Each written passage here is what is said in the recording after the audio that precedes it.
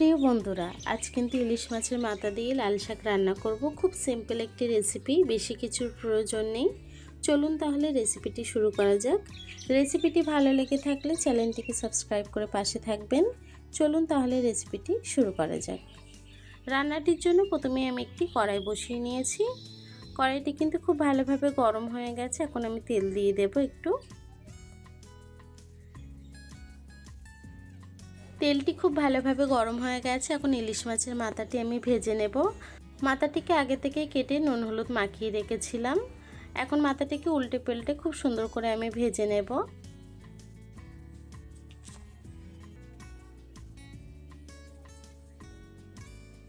দেখুন বন্ধুরা, মাথাটি ভাজা হয়ে গেছে। এখন আমি নামিয়ে নিচ্ছি।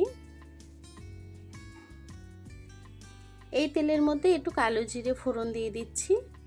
কালো জিরে ফোড়ন দিয়ে ওই তেলের মধ্যে দিয়ে দেবো ছোট ছোট টুকরো করে রাখা দুটি আলু। আলুগুলোকে আমি একটু ছোট ছোট করে কেটেছিলাম, এতে তাড়াতাড়ি সিদ্ধ হয়ে যায়। এখন আমি একটু ভেজে নিচ্ছি। একটু নেড়ে চেড়ে নিয়েছি। এখন দিয়ে দেবো কয়েকটা কাঁচা লঙ্কা। ঝালটা যেমন পছন্দ করেন সেই অনুযায়ী অ্যাড করবেন। লঙ্কাটিকে দিয়ে আবারও একটু নেড়ে চেড়ে নিচ্ছি। একটু নেড়ে চেড়ে নিয়েছি। এখন দিয়ে দেবো একটু হলুদ গুঁড়ো, দিয়ে দেবো স্বাদ মতো একটু নুন হলুদটাকে দিয়ে আবারও আলুটিকে আমি কিছুক্ষণ একটু নেড়ে চেড়ে ভেজে নেব। আলুটিকে কিন্তু আমি কিছুক্ষণ একটু নেড়ে চেড়ে ভেজে নিয়েছি। এখন লাল শাকটি দিয়ে দেব। লাল শাক আগে থেকেই খুব সুন্দর করে বেছে ধুয়ে আমি কেটে রেখেছিলাম। অল্প করে লাল শাক দিয়ে প্রথমে একটু নেড়ে চেড়ে নেব, তারপরে বাকি লাল শাকটি দেব। একবারে দিয়ে দিলে কিন্তু নাড়াচাড়া করতে একটু সমস্যা হয়। আমি অল্প একটু দিয়ে নেড়ে চেড়ে নিয়েছি। এখন বাকি লাল শাকগুলি দিয়ে দেব। লাল শাকগুলি দিয়ে আমি ঢাকা দিয়ে কিছুক্ষণ রান্না হতে দেব। ঢাকা দিয়ে কিন্তু আমি লাল শাকটি কিছুক্ষণ রান্না করে নিয়েছি। দেখুন কতটা কমে গেছে। এখন আমি আবারও নেড়ে চেড়ে কিছুক্ষণ রান্না করে নেব। ইলিশ মাছের মাথা দিয়ে যেহেতু শাকটি রান্না করছি, তার জন্য কিন্তু পেঁয়াজ রসুন কিছুই আমি দেব না। শাকটিকে খুব ভালোভাবে নেড়ে চেড়ে নিয়েছি। এখন দিয়ে দেবো সামান্য আরও একটু হলুদ গুঁড়ো আর স্বাদ মতো নুন। প্রথমেই আমি নুন দিয়েছিলাম, সেই হিসেবে নুনটি অ্যাড করবেন। নুন হলুদটিকে দিয়ে আরও কিছুক্ষণ আমি খুব ভালোভাবে একটু রান্না করে নেব।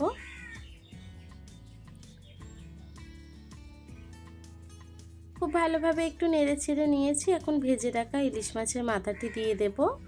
মাথাটিকে দিয়ে এই খুন্তি দিয়ে একটু ভেঙে দেব। ইলিশ মাছের মাথাটি আমি খুন্তি দিয়ে একটু ভেঙে দিয়েছি। আবারও একটু নেড়ে ছেড়ে একটু রান্না করে নিচ্ছি। একটু নেড়ে ছেড়ে নিয়েছি। এখন ঢাকা দিয়ে আবারও কিছুক্ষণ রান্না হতে দেব। দেখুন বন্ধুরা, শাকটি কিন্তু আমার প্রায় হয়ে গেছে। এখন নামানোর আগে আমি আরও কিছুক্ষণ একটু নেড়ে ছেড়ে নেব, নিয়ে কিন্তু গ্যাসটি বন্ধ করে দেব। দেখুন বন্ধুরা, আমার শাকটি কিন্তু হয়ে গেছে। এখন আমি গ্যাসটিকে বন্ধ করে শাকটিকে নামিয়ে নেব।